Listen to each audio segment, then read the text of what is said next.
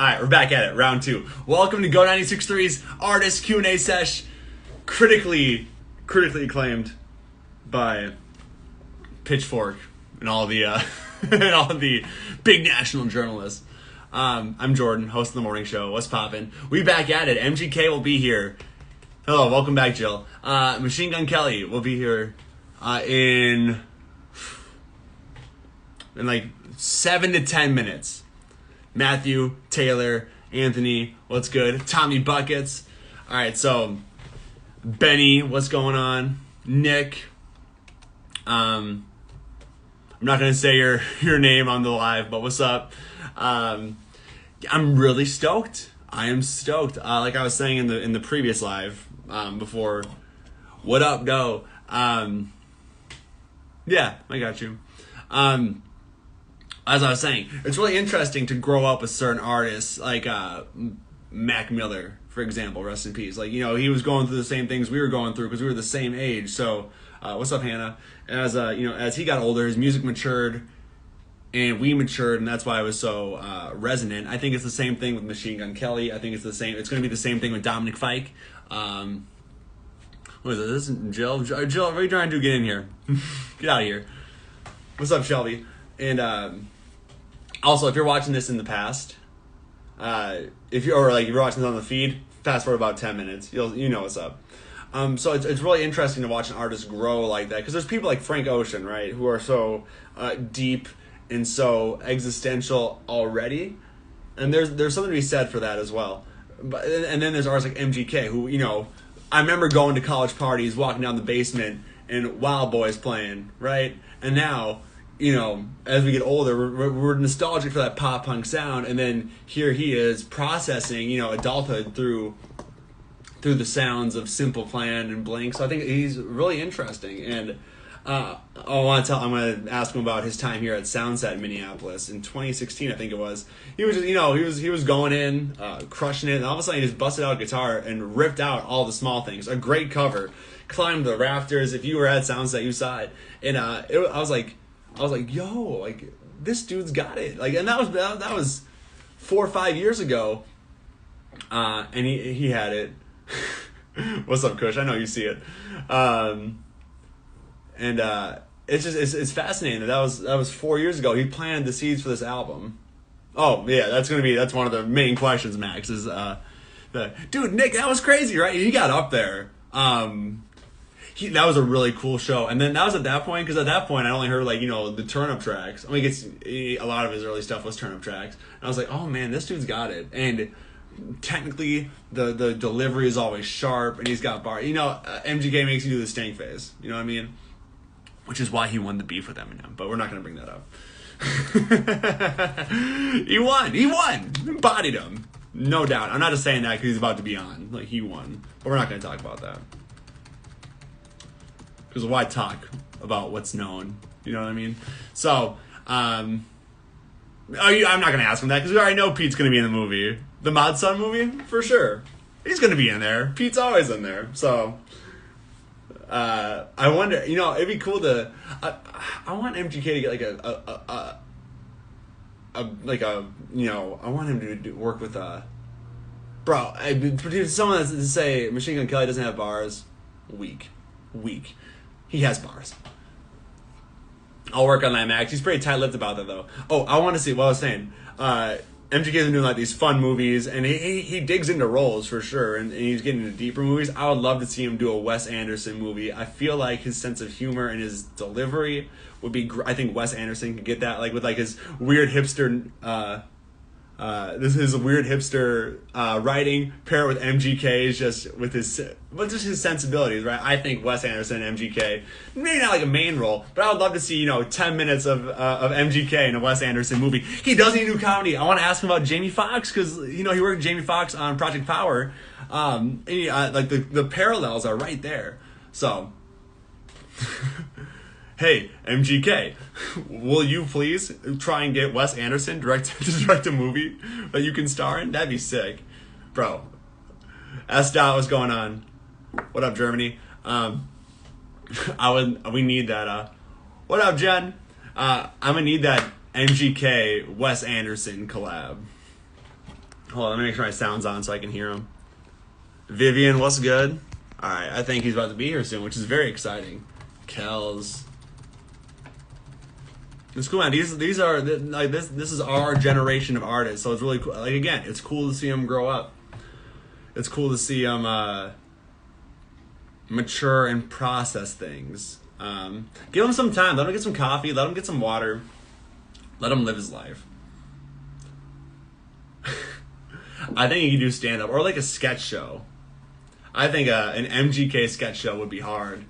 Is this him?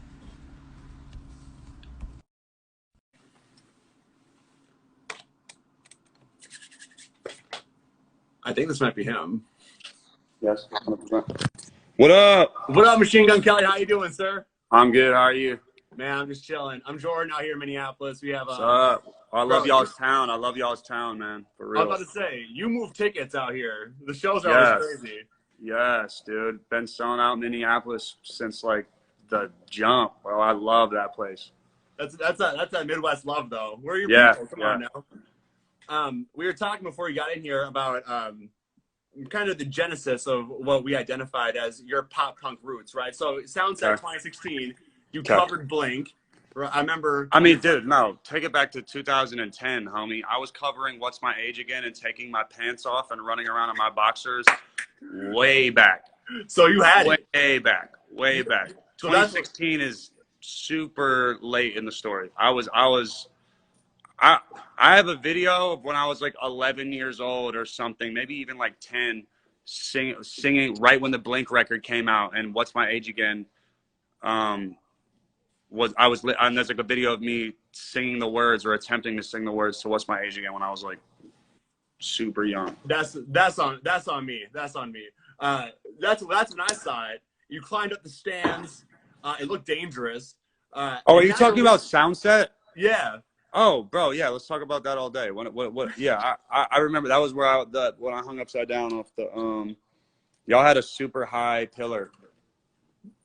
You climbed it. You scaled that thing. Yeah.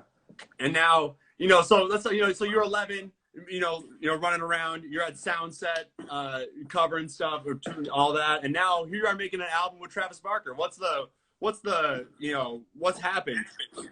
the first mixtape to now, what was the creative process like? The creative process with Tickets to My Downfall was, essentially just opening my eyes and telling Travis what happened to me the night before, and he would be like, yeah, you gotta put that in a song. Like, what? And we would pick up a guitar, my friend Nick or Omer and me would jam out, right, throw around ideas, and then Travis he's the godfather of what the sound needs to reflect and be. And he was also like such a key element in things with the album, like being like, yo, this chorus for X's Best Friend, the song that just came out with me and Black Bear, that had a whole different chorus. And then Travis just walked in one day and he was like, yeah, this chorus sucks. Like, you need to change the whole thing. And I went in and freestyled. I swear to God, I never fall in love. That whole thing was a freestyle. So he didn't use like the words like this sucks. But I'm just saying, like, his ear is so on to like, this has too many words, or you should say this like this. Like, every time I've made an adjustment to what his suggestion was, it's always right. So I mean, he really has a great ear. What'd you learn from the process? What'd you learn from Travis, musically or creatively? I mean, that was one of the things. Like, I always say, like, if Travis was here, he would tell me to take out 3/4 of all these words and make the sentence this big and make it count. Simplicity is the highest form of sophistication, as they say. I'm telling you, it really is, man. Like even the chorus, I swear to God, I never fall in love. Like, I could freestyle it off the top of my head because it is very simple, but it was exactly how I was feeling at the time. So there's a reason why the simplicity of the words, I swear to God, I never fall in love. It's like, how did no one else think to say that before? How did I not think to say that before? But now when I do say it, it's like, anytime someone says, I swear to God, now, I just immediately think of, I never fall in love. And it's like, let's go. Like, that's the dream, is to make songs that mesh into real life so much that you can't get away from them. You know, it's like, I don't know. There's so many genius songs like that. Like, I'm trying to even like, think. I'm as free as a bird. Come on, that's simple. But yeah, dude. Stays in your head. For real. Or I'm free falling. Like how much? Like or like, I mean, bro. There's a million songs that you're like, how did I not think to say? So my whole point was that the simplicity of things really was when people started to appreciate my art, because the package was different, but the contents inside the package were so relatable and what everyone wanted. You know what I mean? It's like getting like, it was like yeah, I don't know.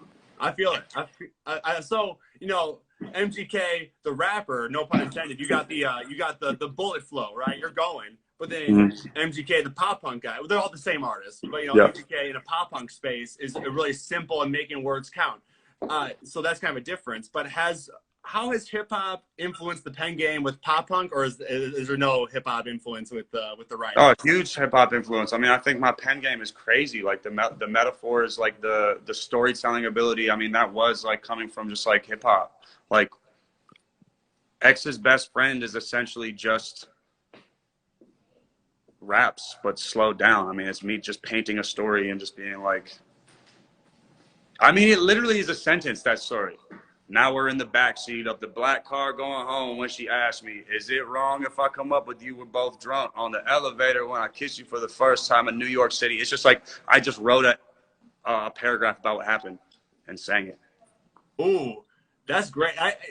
Is there any, I feel like maybe there's some hip hop influence in the guitar solos too, because they're so rhythmic and you ride that wave. Yeah, bro, I ain't trying to do all that uber technical, like bro, man, come on, bro. Like, I'm trying to play music that, like, the 13-year-old who's first time playing guitar, he can pick it up and be like, I can, if I play this enough times this week, I'll be able to get that down. That's powerful. And then once I get it down, I'm playing that for the rest of my life. That's one of my go-to songs when I pick up a guitar for the rest of my life. Just like Smells Like Teen Spirit, or Come As You Are by Nirvana, or Adam's Song by Blink-182, or you know, Basket Case by Green Day, or you know, Guns N' Roses' Sweet Child of Mine. It's just like licks that are not like too advanced to uninspire someone from wanting to play guitar. It's accessible. Yeah, it's accessible, dude. So like, I don't play. I mean, we all know, man. Like, I don't want to sit there and like go up and down on the neck of the guitar playing something that is like appreciated by like the technical, you know, the same people that like watch movies and point out like, oh, his shirt wasn't buttoned in this scene, it's fake. It's like those people. I don't fucking like those people anyway, so I already don't want them listening to nothing I fucking play. So when I'm playing these guitar solos, like, I'm glad you can notice that my format is that of like almost like, you know, like a Billy Idol type, like a song that's, you believe the words in it and it fucking goes hard, but it's also like a bop. Like, it's attainable to those who don't want to listen, that they just want to hear. So, and that could be, yeah, what if, man, some 13-year-old, like you said, their first song could be Bloody Valentine? That's a sick. Yes, bro. That's what it should. You know what I'm saying? They don't want to pick it up and they don't want to pick up a guitar and be like, all right, let's see like what I can play. And that first song they press play on, it's like, it's like, bro, miss me with all that shit. I heard Nirvana for the first time and I was like, bro, it sounds like he's playing 3 fucking chords, dude. I can do that. What was the first song you learned? First song I learned was Come As You Are by Nirvana. Oh, easy lick on the E string, like 0 0. Yeah. That's cake. That's cake. Man, that's so cool. I love that. Just the process, man. That's so impressive and inspiring. Is that what you're most proud of with Tickets to My Downfall? Is the accessibility of it? Yeah, because it was all, and just the fact that it was real, dude. The fact that I didn't think about writing anything, it just wrote itself. Was that intentional? Oh, so it wasn't intentional, it just happened. No, it was just crazy. It was, dude, it was crazy. Like, I woke up a month later and was like, dude, did we just write one of the illest albums, like, of all time? Definitely, for sure, the decade. Like, how did this happen? Because I don't remember any of it. Like, I remember it, but I definitely don't remember, like, sitting here and being like, all right, we're going to make a song that, like, you know, rejuvenates a genre, and then we're gonna make this song that's gonna do this, and then no, we should also have a song on there that sounds like this. I didn't think about nothing, bro. Like, I was just going through life's motions, ups and downs, and I was writing about all of it because it would be drastically, like, more interesting than the normal take on those situations. Like, all mine were, like, super intense and super weird, and, like, Travis would always say, sing that. What happened to you last night? That's crazy, bro. Like, go talk about that.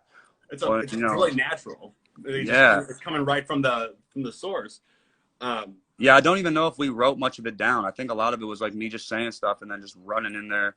And then my friend Nick, who I think I'm okay with, like, he was in there helping me a lot. It was cool, man. Like, I had like the same squad from I Think I'm Okay essentially in the studio, which is dope. Man, you're like the pop punk Jay-Z out here. One take, don't write it down. Yeah. You can use that if you want. Pop punk Jay-Z, you said? Yeah. That's hard, dude. I like that. Before you hop on the live, we were talking about, in the comments, we were talking about Project Power and Jamie Foxx and the parallels between your careers. I mean, just the artistry and now the acting. We were thinking maybe you could do like a comedy sketch show of some sort. Yeah, dude, comedy would be really funny. I actually got a role in a comedy. I mean, movies are fucked right now, so I don't really know what that's gonna pan out to right now. But I did get, I got like a lead role in a comedy, low key. It's kind of crazy. I love that. Did you learn anything from Jamie Foxx on the set of Project Power? Any wisdom? Yeah, I mean, dude, you want to talk about like a guy that you just want to watch talk?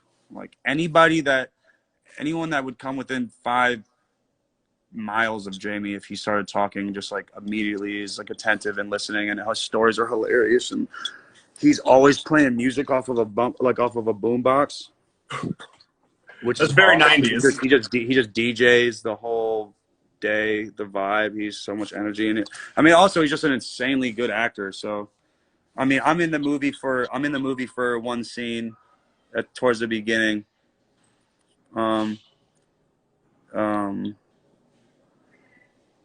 But yeah, I mean, me and Jamie's friendship and my friendship with the directors as well, like, that's lifelong for sure. That's incredible. Is there a director you see that you're like, I want to act for that director? I was joking. Well, I love acting with Henry and Rel. Like, they directed Nerve also, which they put me in. Oh, nice. So I mean, I love working with them. I'd love to continue working with them. Do you have an update on the status of the movie you and Mod Son, our dude, wrote in 3 days? Oh my God, it's so good, dude. It's so good and so funny, and we have a great cast.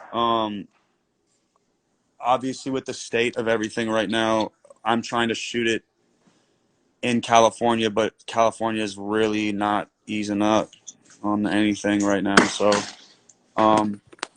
yeah, I mean, I'd love to shoot it before 2020 is over, so I can focus on putting it out 2021. We'll see how that goes. Well, we're waiting for it. It's really funny though, bro. I mean, it's nothing to play with. It's some shit.